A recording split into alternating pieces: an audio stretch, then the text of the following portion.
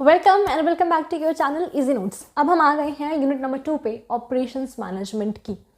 इसके बाद I think I will go with marketing और एचआर एंड देन अकाउंट्स के भी वीडियोस डालने हैं, तो वो भी जल्दी आ जाएंगे। बट अभी फ़िलहाल यूनिट 2 देख लेते हैं। एंड हमारे इसमें टॉपिक्स हमें जो कवर करने हैं इस वीडियो में वो है मटीरियल मैनेजमेंट, परचेज सिस्टम और इन्वेंट्री कंट्रोल। इन्वेंट्री कंट्रोल में थोड़े और टॉपिक्स हैं like models of inventory control, जो बहुत इंपॉर्टेंट है एग्जाम पॉइंट ऑफ व्यू से। And I think inventory analysis के जो मेथड्स हैं, आई थिंक 7 to 8 मेथड्स हैं, ABC analysis, VED analysis and all, वो एग्जाम पॉइंट ऑफ व्यू से बहुत इंपॉर्टेंट है। इसलिए मैंने उसको नेक्स्ट वीडियो में रखा है ताकि बहुत मेसी ना हो और आप मगअप कर पाओ अच्छे से। ठीक है, तो पहला टॉपिक हमारे पास है मटीरियल मैनेजमेंट। उसके पहले मैं बता दूँ, प्लांट लोकेशन लेआउट यूनिट 1 में जो था वो ऑलरेडी सेमेस्टर 1 में पढ़ा चुकी हूँ मैं, तो उसका भी लिंक डाला था मैंने उस वीडियो का डिस्क्रिप्शन में। एंड इसमें भी सेम टॉपिक है प्लांट लोकेशन लेआउट, तो जो कि कम्प्लीटली सेमेस्टर 1 वाला ही है। तो मैं यहाँ पे भी डिस्क्रिप्शन में लिंक डाल दूँगी। प्लांट लोकेशन लेआउट का वीडियो एक बार ज़रूर से ज़रूर देख लेना, ठीक है। बार बार आ रहा है, आई एम नॉट श्योर कि एग्ज़ाम में आएगा या नहीं, because I think that is not very much important topic. But अगर दोनों यूनिट्स में है आपकी तो एक बार वीडियो देख लेना, तो एक बार अगर थ्योरी ध्यान में रहेगी तो कुछ ना कुछ तो लिख ही दोगे इन केस आता है तो। अदर देन दैट हमारे पास टॉपिक है मटेरियल मैनेजमेंट। तो मटेरियल मैनेजमेंट होता क्या है? What are materials? Materials can be raw materials, equipments, tools, nut bolts, anything which we use in the manufacturing process necessarily. मतलब जो इंपॉर्टेंट हैं और यूज़ होते ही होते हैं किसी भी पर्टिकुलर प्रोडक्ट की मैन्युफैक्चरिंग में, ठीक है। उन मटेरियल्स की मैनेजमेंट को बोलते हैं मटेरियल मैनेजमेंट, ठीक।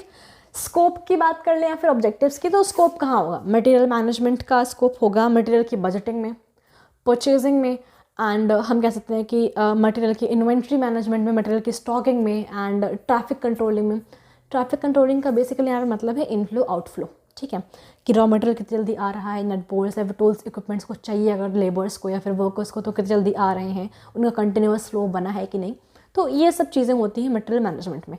और जो चीज़ें जिसमें होती हैं, जो काम होता है, रिस्पॉन्सिबिलिटीज़ होती हैं, उसी में उसका स्कोप होता है, ठीक है। तो budgeting, stocking, purchasing, pricing, traffic management etcetera, these are the scope of material management. Then we have objectives की। ऑब्जेक्टिव क्या होता है मटेरियल मैनेजमेंट का?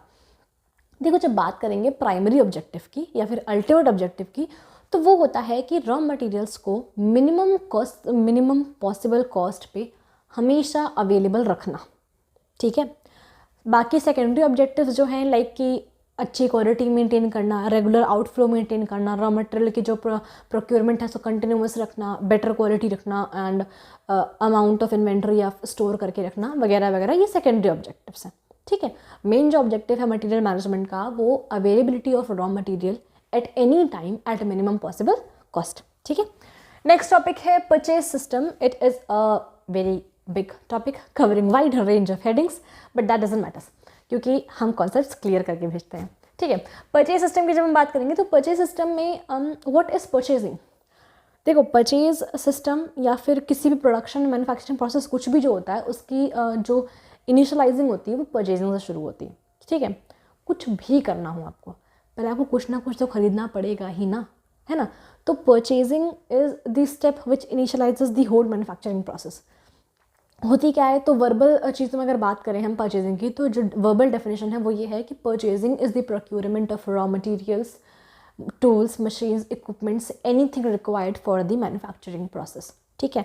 प्रोक्योरमेंट वर्ड याद रखना, डेफिनेशन में आप बना लोगे, ठीक है। जब बात करेंगे कि परचेज सिस्टम का ऑब्जेक्टिव क्या होता है, कि हम परचेज सिस्टम रखते क्यों हैं भाई, क्या ज़रूरत है परचेज सिस्टम की, खरीद लो जाके, क्या करना है। पर हम प्रॉपर सिस्टम क्यों बिल्ड करते हैं, कुछ रूल्स, रेगुलेशंस, प्रोसीजर्स क्यों बिल्ड करते हैं। तो जब हम बात करेंगे परचेज सिस्टम के ऑब्जेक्टिव्स की, तो we have some of the following objectives in the purchase system, which is, सबसे पहला हमारा है availability of materials, supplies, equipments, everything at the minimum possible cost, ठीक है। इस वजह से हम सिस्टम बैठाते हैं। मान लो हमारा कोई परचेज मैनेजर है ही नहीं, कोई रिस्पॉन्सिबल है ही नहीं खरीदारी करने के लिए, रॉ मटेरियल की स्टोर कीपिंग करने के लिए, इन्वेंट्री करने के लिए, मटेरियल कोई है ही नहीं, तो फिर कैसे काम चलेगा? हमें कोई रॉ मटेरियल चाहिए, किस क्वालिटी का चाहिए, क्या करना है, सब कुछ हमें खुद ही करना पड़ जाएगा, तो फिर बिजनेस चलेगा कैसे? It will not run properly, smoothly, ठीक है। तो ऑब्जेक्टिव जो होता है परचेज सिस्टम का, वो रॉ मटेरियल्स या जितने भी मटेरियल्स हैं जो मैन्युफैक्चरिंग प्रोसेस में यूज़ होने हैं उनका smooth continuous flow at minimum cost होता है, ठीक है।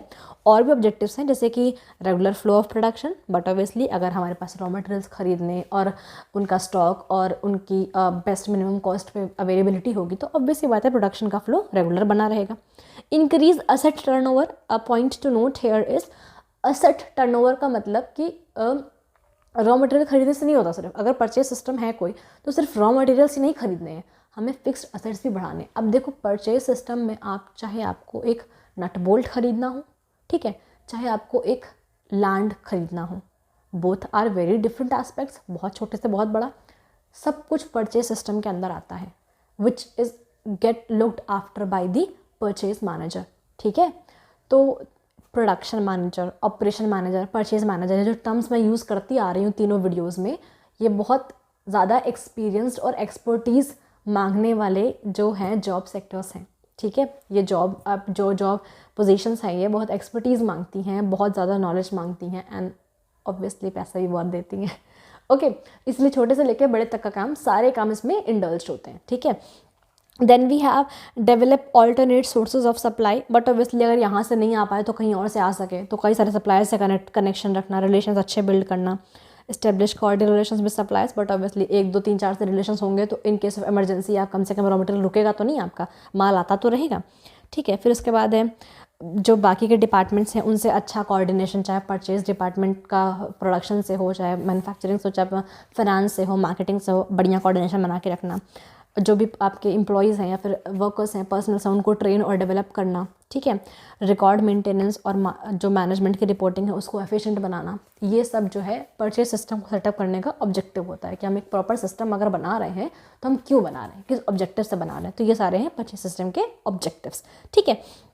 द नेक्स्ट हेडिंग क्या है हमारे पास, just a second, okay sorry,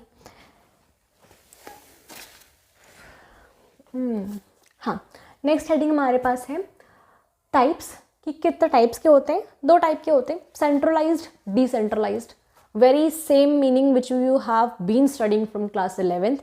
centralised और डिसेंट्रलाइज्ड क्या होता है, ठीक है। सेंट्रलाइज्ड मतलब concentrating the power of purchasing within few hands, like मान लो 2-3 परचेज मैनेजर्स हैं तो उन्हीं के पास सारी पावर, रिस्पॉन्सिबिलिटी और अथॉरिटी है कि वो कुछ भी खरीद सकते हैं, कुछ भी ऑर्डर कर सकते हैं, बाकी कोई मिडिल लेवल का या फिर लोअर लेवल का वर्कर ना ही उसे सजेस्ट कर सकता है या ही खरीदने के लिए इंसिस्ट कर सकता है, ठीक है। एंड जब बात करेंगे डिसेंट्रलाइज्ड की, तो डिसेंट्रलाइज में again the very same thing कि the power of purchasing is within many hands, कि मान लो मिडिल लेवल के जो सुपरवाइजर्स हैं वो भी परचेज ऑर्डर रेज कर सकते हैं, अपने लेवल तक का परचेज मैनेजर्स भी रेज कर सकते हैं, ठीक है। अब देखो सेंट्रलाइज और डिसेंट्रलाइज में फ़ायदे क्या क्या होते हैं। सेंट्रलाइज में फ़ायदा ये होता है ना कि बल्क परचेजिंग हो जाती है, मान लो 2 ही इंसान को खरीदना है, 2 ही 3 मैनेजर उन्हें खरीदना है, तो ऑब्वियसली बात है बल्क में खरीदेंगे, रोज़ रोज़ ऑर्डर थोड़ी रेस करेंगे, है ना, बल्क में खरीदेंगे तो बल्क में आप कुछ भी खरीदो तो आपको डिस्काउंट ज़्यादा मिलता है, विच इज़ वेरी ऑब्वियस, ठीक है। तो बल्क में खरीद सकते हैं, रिलेशंस काफ़ी अच्छे होते हैं क्योंकि सप्लायर को पता है कि यही एक बंदा है, इस कंपनी से यही बंदा आता है खरीदने, तो बढ़िया रिलेशंस बन जाते हैं, ठीक है।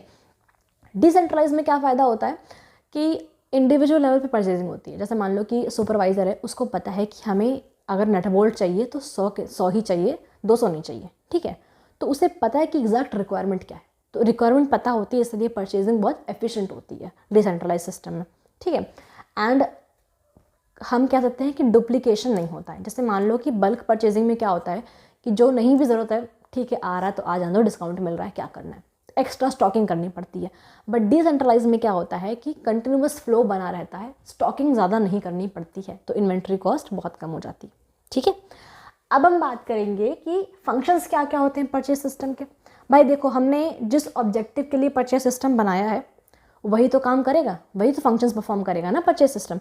अब देखते हैं कि फंक्शंस हैं क्या क्या परचेज सिस्टम के। पहला फंक्शन हमारा जो है वो availability of materials, but obviously हमेशा जब भी रिक्वायरमेंट हो मटेरियल्स, चाहे रॉ मटेरियल हो चाहे मशीन इक्विपमेंट कुछ भी हो, वो अवेलेबल हो, ठीक है। इसलिए हमने सिस्टम बनाया है, तो भाई यही तो फंक्शन होगा तुम्हारा, ठीक है। प्राइस का इवैल्यूएशन कि क्या प्राइस चल रहा है, कितने पे खरीदना है, कितने पे कब खरीदेंगे, कब फ्लक्चुएशन होगा, कब बढ़ेगा कब घटेगा, इस हिसाब से खरीदना, ठीक है। पेपर वर्क और अकाउंटिंग, कितने का खरीदा, कितना माल लिया, कितना आया, कितना गया, स्टॉक इन स्टॉक आउट, सबका पेपर वर्क और अकाउंटिंग, ठीक है। और पॉलिसी कंप्लायंस, कंपनी की जो भी पॉलिसी है जिसके अकॉर्डिंग खरीदना या बेचना है उससे कंप्लायंस करना। Then we have purchasing procedure. Purchasing procedure में हमारे पास देखो पहली जो हेडिंग है वो है परचेज रिक्विजिशंस। इसका मतलब है कि जैसे कि हम मान लो कि अब हमने कह दिया कि हमारे पास ये खरीदना है, हमें इसकी रिक्वायरमेंट है, तो उस मतलब क्या क्या रिक्वायरमेंट है उसकी एक रिसीट बनती है ताकि ग्रीन सिग्नल मिले कि हाँ अब जाके परचेज ऑर्डर रेस करो, मतलब जाके परचेजिंग करो। फिर हम पोटेंशियल सोर्सेज ऑफ सप्लाई को ढूंढते हैं कि भाई 1 नहीं 2 नहीं 3 नहीं, कौन कितने में दे रहा है, क्या दे रहा है, तो सप्लायर्स हम ढूंढते हैं। ठीक है, फिर हम सप्लायर्स को ढूंढ के, जैसे मान लो 5 हमने सप्लायर ढूंढे कि भाई हमें मटेरियल एक्स चाहिए, इसको 5 लोग उसको बेचते हैं, ढूंढ लिए, 5 हमने कोटेशन मंगा ली। कोटेशन का मतलब ये होता है कि उसमें बेसिक इन्फॉर्मेशन दी होती है कि हम इतनी क्वांटिटी को इतने प्राइस में एंड ऐसी क्वालिटी में या फिर इस ब्रांड के या फिर इस कंपनी के हॉलमार्क के साथ हम बेचते हैं। ठीक है, ये आपका डिस्काउंट रेट रहेगा, ये ट्रांसपोर्टेशन, मतलब सब कुछ उसमें लिखा होता है A to Z कि आप कितने रुपए में किस किस जगह क्या क्या पैसे खर्च करके ये माल ले सकते हैं। ठीक है, कोटेशन आ गई तो ऑब्वियस सी बात है भाई 5 सप्लायर सर ने कहा था, 5 ने कोटेशन भेज दी, मतलब प्रपोजल भेज दिया। एक तरीके से कोटेशन का मतलब होता है प्रपोजल कि भाई हमारा ये सामान इतने में है, अच्छे से प्रेजेंटेशन देना कि उस ताकि वो खरीद ले कस्टमर। ठीक है, तो उसके बाद आप चूज़ करेंगे कि हमें किससे लेना है, तो you select the supplier. When you select the supplier, जब आप कोटेशंस और रिसीट को एनालाइज करोगे तो बट ऑब्वियसली सप्लायर को सिलेक्ट करोगे। ठीक है, उसके बाद आप परचेज ऑर्डर को रेस करोगे, फिर आप फॉलोअप और डिलीवरी के लिए देखोगे भाई कहाँ पहुँचा, माल लोड हुआ कि नहीं, आया कि नहीं, किस ट्रांसपोर्ट से आ रहा है, क्या कैसे कब तक। ठीक है, फिर उसके बाद परचेज ऑर्डर की अमेंडमेंट्स, अगर वो कह दे कि हाँ भाई आपका माल बन गया है, तैयार हो गया, लोड होने वाला है वगैरह वगैरह, तब तक कोई अमेंडमेंट हो, अगर इन केस क्वांटिटी बढ़ानी हो, घटानी हो, कुछ करना हो, तो वहाँ पे आप उसे बता सकते हैं। ठीक है, क्योंकि एक बार लोडिंग हो गई एंड उसके बाद डिलीवरी स्टार्ट हो गई तो फिर उसके बाद it is a problematic situation जहाँ पे रिलेशंस भी ख़राब हो सकते हैं बहुत ईजिली। ठीक है, then we have analysis of receiving reports, मतलब कि भाई क्या माल आया है, कैसी क्वालिटी है, क्या है, कैसा है, और फिर उसके बाद जब देख लिया अगर में कोई कमी नहीं है तो स्क्रूटनी की ज़रूरत नहीं है, अगर कोई कमी जैसे मान लो कि कुछ कम रह गया है, ज़्यादा क्वालिटी ख़राब रह गई तो स्क्रूटनी वगैरह होती है। फिर उसके बाद अप्रूवल ऑफ इनवॉइस, मतलब कि जितने का परचेज मैनेजर ने खरीदा है उसका अप्रूवल मिल जाता है फाइनेंस डिपार्टमेंट से और पैसे पास कर दिए जाते हैं। ठीक है, usually bulk purchasing is done on credit basis, तो इसलिए सबसे लास्ट में पॉइंट दिया गया है हमारा इनवॉइस का अप्रूवल का। ठीक है, नेक्स्ट हमारे पास है I think store keeping procedure हो गया। हाँ, स्टोर कीपिंग क्या होता है, जो भी इन्वेंट्री है, मटेरियल्स है, स्टॉक्स है, हम खरीद रहे हैं, तो ऐसा तो नहीं कि हमने 10 खरीदे तुरंत 10 यूज़ हो जाएंगे, कहीं ना कहीं तो रखना पड़ेगा ना। तो इन्वेंट्री हैंडलिंग या फिर होल्डिंग ऑफ इन्वेंट्री या फिर holding of materials is known as store keeping. ठीक है, अब जो इंसान सुपरवाइज करता है स्टोर को, ठीक है, सारा सामान कहाँ रखते हैं, जिस लोकेशन में सामान रखते हैं उसे हम स्टोर रूम बोलते हैं यूजुअली। ठीक है, और जो सुपरवाइज करता है स्टोर रूम के सारे सामान को, उसकी क्वालिटी, उसकी material and movement and all, वो स्टोर कीपर होता है। ठीक है, या वेयर हाउस कीपर होता है, आप कुछ भी कह सकते हैं। Then we have importance of purchase system. Important क्यों है भाई, देखो जो ऑब्जेक्टिव्स है, जो फंक्शन है उसी के लिए इंपॉर्टेंट है। ठीक है, रॉ मटेरियल की availability, continuous flow of production, अच्छी quality, better productivity and uninterrupted production हो जाए। ठीक है, कोई दिक्कत ना आए, जो अनफोर्सीन हर्डल्स हैं वो खत्म हो जाए। ठीक, इसलिए इंपॉर्टेंट भी है। अब बात करते हैं परचेजिंग के मेथड्स की। कई सारे मेथड्स होते हैं, कुछ मैं आपको बता देती हूँ, बाकी डिस्क्रिप्शन में नोट्स कर लेंगे, बाकी आप वहाँ से पढ़ो। ठीक है, कुछ आपको सुन, क्योंकि ऐसा बहुत खास कुछ नहीं है। ठीक है, जैसे परचेज बाय रिक्वायरमेंट, ज़रूरत है, इतने की है, इतना तुरंत खरीद लेना है, that is purchase by requirement. फिर हमारे पास स्पेक्यूलेटिव परचेजिंग। अब जैसे मान लो कि ग्रेटर प्रॉफिट के लिए करते हैं, मान लो कि अब हमें पता है कि अभी रेट कम चल रहा है, सीजनल वेरिएशन के बाद रेट बढ़ जाएगा इस पर्टिकुलर प्रोडक्ट एक्स का या फिर रॉ मटेरियल एक्स का, तो हम अभी क्या करेंगे, ज़्यादा खरीद लेंगे ताकि हमें बाद में खरीदने के लिए ज़्यादा कॉस्ट ना लगे। स्टोर कीपिंग कर लेंगे। ठीक है, जब महंगा पड़ेगा तब नहीं खरीदना पड़ेगा, तो हमें एक तरीके से उस कॉस्ट का प्रॉफिट हो जाएगा। ठीक है, स्पेक्युलेटिव परचेजिंग हो गई। फिर मार्केट परचेजिंग, कि मार्केट की सिचुएशन क्या चल रही है, मार्केट में कौन सा प्राइस चल रहा है, बढ़ेगा घटेगा क्या होगा, उसके अकॉर्डिंग खरीदना। एंड उसके बाद स्पेशलाइज्ड परचेजिंग, टाइम पीरियड के अकॉर्डिंग। तो मान लो कि हम परचेज, अभी हम मान लेते हैं कि किसी कंपनी में क्वार्टर वाइज परचेजिंग है कि हम 3 महीने में इतना सामान हमें खरीदना है, तो एक बार में उसका ऑर्डर रेस करेंगे और खरीद लेंगे। ठीक है, ऐसे कुछ परचेजिंग। ग्रुप परचेजिंग हो गई। ग्रुप परचेजिंग में क्या है, जैसे फॉर एग्जांपल मान लो हमें प्रोडक्ट XYZ 3 प्रोडक्ट चाहिए। ठीक है, तो हम उसे क्या करेंगे, ग्रुप में बल्क में खरीद लेंगे, ज़्यादा क्वांटिटी में एक साथ ही, अलग अलग ऑर्डर करने के बजाय। It will save our transportation cost और एक्स्ट्रा बेनिफिट्स, एक्स्ट्रा डिस्काउंट्स, क्योंकि हम बल्क में खरीद रहे हैं और ज़्यादा प्रोडक्ट्स भी खरीद रहे हैं, ठीक है।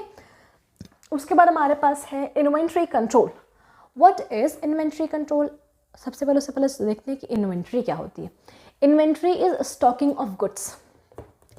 अब that can be finished goods, work in progress goods, raw material. लेकिन एक चीज़ ध्यान रखना, जब हम अकाउंट्स के भाषा में बात करते हैं तो इन्वेंट्री का मतलब होता है फिनिश्ड गुड्स, ठीक है। बट जब भी हम ऑपरेशंस मैनेजमेंट के टर्म्स में बात करेंगे, ठीक है, या फिर प्रोडक्शन या फिर मैन्युफैक्चरिंग के टर्म्स में बात करेंगे, तो इन्वेंट्री का साफ मतलब होता है raw materials, work in progress वाले मटेरियल्स, ठीक है, टूल्स, इक्विपमेंट्स, मशीनरी, मतलब वो सारी चीज़ें जो मैन्युफैक्चरिंग प्रोसेस में यूज़ होती हैं, इंक्लूडिंग द फाइनल प्रोडक्ट, ठीक है। सब कुछ इन्वेंट्री में गिना जाएगा। अकाउंटिंग में सिर्फ फिनिश्ड प्रोडक्ट होते हैं, बट जब हम मैन्युफैक्चरिंग की बात करते हैं तो हमारे पास tools, machinery, equipments, raw materials, intermediate materials जो होते हैं, इंटरमीडिएट जो होते हैं प्रोडक्ट, हमारे final product, unfinished product, finished product, सब कुछ गिनते हैं इन्वेंट्री में, ठीक है। तो the control and management of all the inventories which we have during the manufacturing process, for the manufacturing process, after, before, everything is inventory control, ठीक है। अब इन्वेंट्री कंट्रोल की नीड क्यों होती है? इन्वेंट्री कंट्रोल की नीड जो होती है वो बेसिक इसलिए होती है क्योंकि हमें कुछ चीज़ें फुलफिल करनी होती हैं। जैसे हमें 3 मोटिव्स फुलफिल करने होते हैं। जब हम इन्वेंट्री कंट्रोल की नीड की बात करते हैं तो we have to fulfil 3 motives. पहला मोटिव होता है ट्रांजैक्शन मोटिव, कि मतलब इनफ्लो आउटफ्लो, रेगुलर सप्लाई बनी रहे मटीरियल्स की, ठीक है। ये पहला मोटिव है इन्वेंट्री होल्ड करने का। दूसरा मोटिव है precautionary motive, in case shortage हो गई, कोई नेचुरल डिज़ास्टर हो गया या कोई अनफॉर्सीन सर्कमस्टेंसेस आ गए, हम खरीद नहीं पाए, तो हमारे पास जो इन्वेंट्री स्टोर्ड है वो हमें हेल्प कर देगी प्रोडक्शन को कंटिन्यू करने में। तो ये क्या हो गया? Precautionary motive, okay. तो मान लो कि बाद में प्राइस बढ़ना हो या कोई शॉर्टेज होने वाली हो या कुछ होने वाला, तो हमारे पास पहले से इन्वेंट्री रहेगी, तो हम ऑब्वियसली बात है पहले से प्रोड्यूस कर पाएंगे। प्रोड्यूस हम उतनी कॉस्ट पे करेंगे, बढ़ा के बेचेंगे, हायर प्रॉफिट होगा, है ना। तो ये 3 मोटिव्स हैं, इनकी वजह से हम इन्वेंट्री कंट्रोल करते हैं और इन्वेंट्री को होल्ड करते हैं, ठीक है। फिर हमारे पास नेक्स्ट है एलिमेंट्स।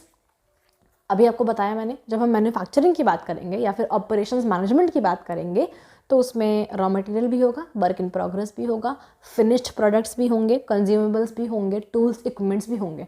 तो जो होंगे वही एलिमेंट्स होते हैं, ठीक है। Next we have types of inventory. We have many types of inventory: movement inventory, buffer inventory, anticipation inventories, decoupling, cycle, independent, dependent. We have many inventories.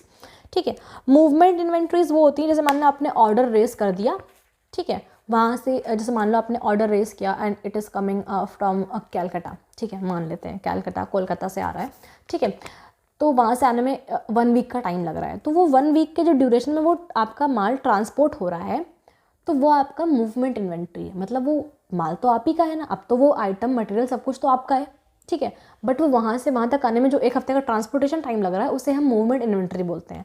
कि जो आइटम्स आपके, जो मटेरियल्स आपके ट्रांसपोर्टेशन में ही हों उन्हें हम मूवमेंट इन्वेंट्री बोलते हैं। बफर स्टॉक है फिर buffer inventory, but obviously extra inventories जो किसी अनफॉर्सीन सर्कमस्टेंसेस या फिर शॉर्टेज के टाइम पे यूज़ करने के लिए मेंटेन की गई हूँ, ठीक है। Then we have anticipation inventory, but obviously anticipation का मतलब होता है प्रिडिक्शन, तो किसी फ्यूचर रिक्वायरमेंट को प्रिडिक्ट करके जो इन्वेंट्री मेंटेन की गई हो उसे एंटिसिपेशन इन्वेंट्री बोलते हैं। डिकपलिंग इन्वेंट्री क्या होती है? जैसे मान लो कि एक ही इंडस्ट्री है, उसमें मान लो कई सारी मशीन्स हैं। अब जैसे मशीन, पहली मशीन ने जो प्रोडक्ट बनाया, मान लो एक्स को उसने कन्वर्ट किया किसी प्रोडक्ट में और उस प्रोडक्ट को दूसरी मशीनरी यूज़ करके आगे का काम करती है, ठीक है, मान लेते हैं। तो लेकिन अगर मशीनरी ए उस प्रोडक्ट को नहीं बना पाएगी तो मशीनरी बी का भी तो काम रुक जाएगा, क्योंकि जो मशीनरी ए का प्रोडक्ट है वही तो बी का रॉ मटेरियल है ना। तो ऐसे में हम क्या करते हैं कि हम प्रोडक्ट्स की एक्स्ट्रा स्टॉकिंग करते हैं, ताकि मशीनरी ए जो प्रोडक्ट बना रही है अगर उसका आउटफ्लो इनफ्लो जो इतना रेगुलर रहे कि मशीनरी बी को रुकना ना पड़े और मशीनरी ए और बी दोनों साइमल्टेनियसली साथ में अच्छे से काम कर सकें, ठीक है। फिर हमारे पास क्या था? बेनिफिट्स, की इन्वेंट्रीज हम रखते ही क्यों हैं भाई? इन्वेंट्री होल्ड करने का बेनिफिट क्या है? मैंने आपको जितने भी अभी चीज़ें बताई हैं, like buffer inventory, speculative inventories वगैरह वगैरह, इनसे आप सोचो कि क्या बेनिफिट्स हैं इन्वेंट्री होल्ड करने के। सबसे पहले तो कोई भी अपॉर्चुनिटी है, ठीक है, इन केस जो कि शॉर्टेज की वजह से या फिर प्राइस राइज करने की वजह से बाकी कॉम्पिटिटर्स आपके अफोर्ड नहीं कर पा रहे हैं, लेकिन अगर आपके पास इन्वेंट्री है तो आप अफोर्ड कर सकते हो, ठीक है। तो कुछ ऐसे बहुत सिमिलर से बेनिफिट्स हैं जो आपको डराइव करना है, जो मैंने अभी तक आपको एक्सप्लेन किया, नीड से और टाइप से एक्सप्लेन किया, वहाँ से डराइव करना है। और अगर नहीं हो पाता है तो कोई प्रॉब्लम नहीं है, डिस्क्रिप्शन में लिंक है नोट्स का, आप वहाँ जाके पढ़ लेना, बट एक बार ट्राई करो कि क्या क्या बेनिफिट्स हैं, एक बार डराइव करने का ट्राई करो, ठीक है। तो हमारे पास रेलेवेंट इन्वेंट्री कॉस्ट है। ऐसी कौन कौन सी कॉस्ट है जो इन्वेंट्री से रेलेवेंट है? सबसे पहले हम देखते हैं, ऐसी पहली जो कॉस्ट है जो इन्वेंट्री से रेलेवेंट है वो हमारी ऑर्डरिंग कॉस्ट या फिर सेटअप कॉस्ट है। ऑर्डरिंग कॉस्ट क्या होती है? इन्वेंट्री को जब हम प्रोक्यूर करते हैं, inventory in the sense raw materials, tools, equipments, anything, जब हम उनको खरीदते हैं तो उसे हम क्या बोलते हैं? Ordering cost.